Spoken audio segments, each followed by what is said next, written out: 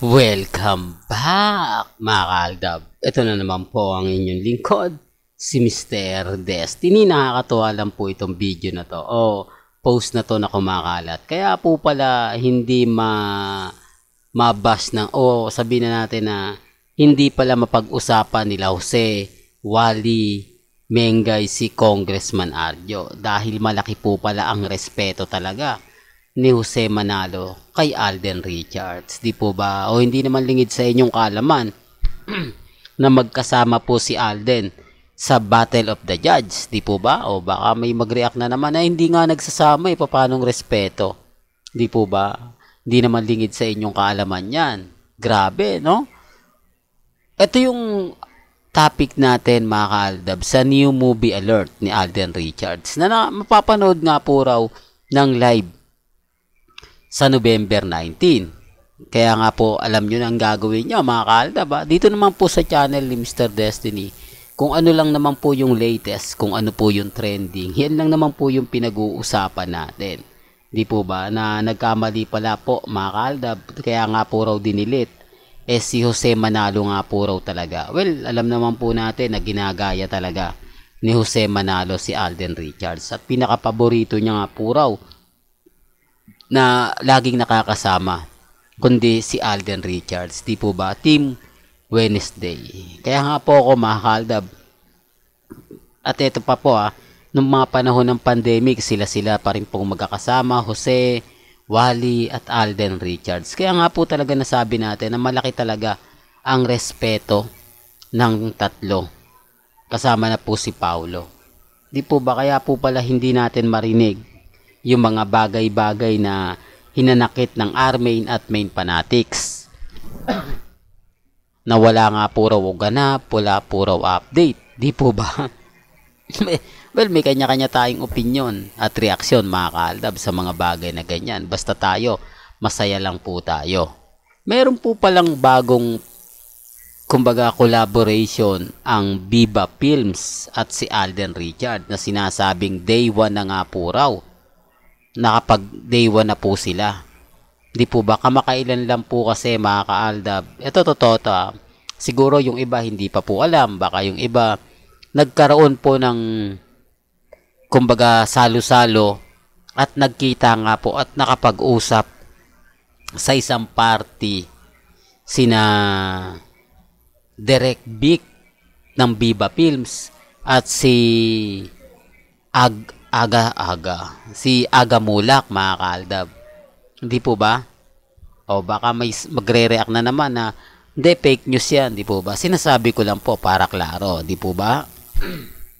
Alam ko marami pang nakakaalala niyan, mainit-init pa po yan.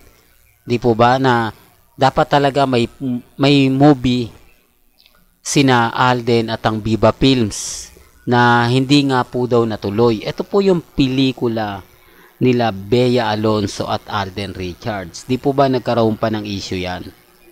Di po ba pinag-usapan yan?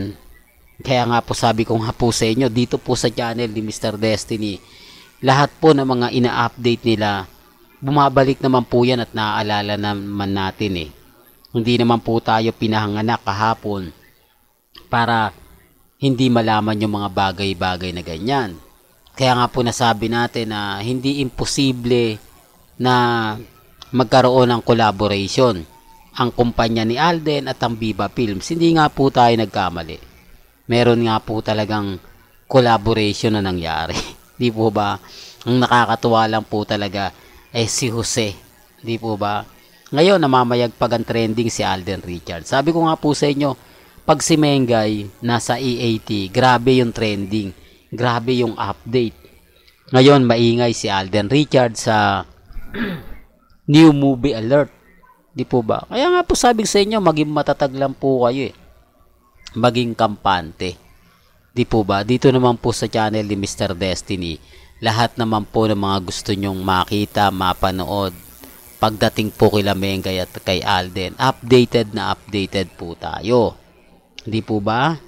Tapos sasabihin nila, wala po raw tayong alam, hindi raw po tayo updated, puro fake news daw po yung sinasabi ko, wala daw bago, paulit-ulit na lang.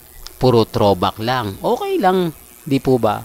Kaya nga po sabi ko dito na lang sa huling video na to kumbaga nagpaalam si Mengay sa mga legit Dabbercads, pero hindi man lang niya binate si Congressman Arjo, hindi po ba?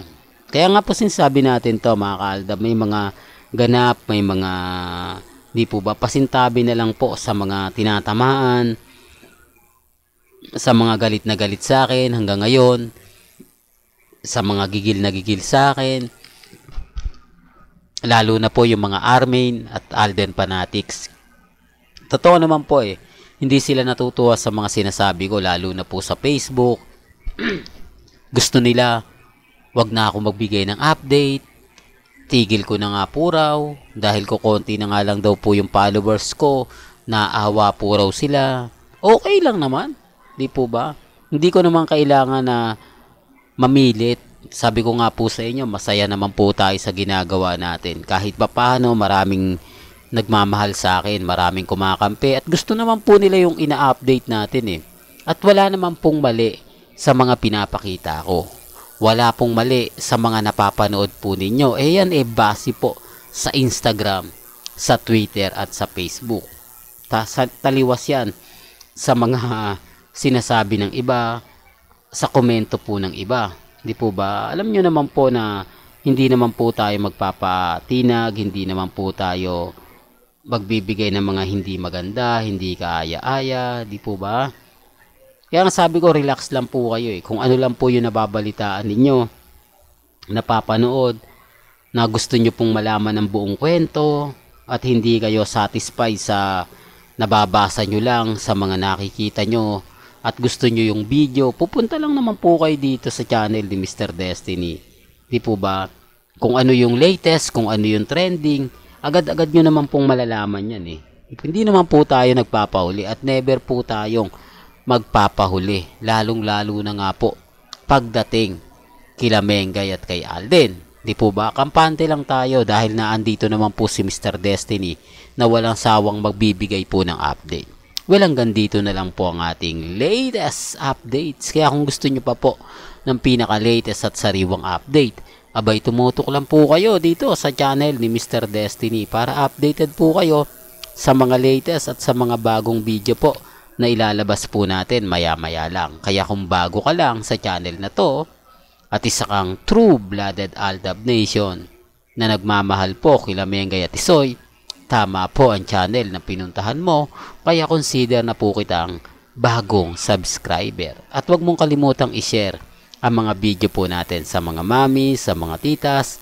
at sa mga senyor. Hanggang sa muli, salamat po sa panonood at pakikinig.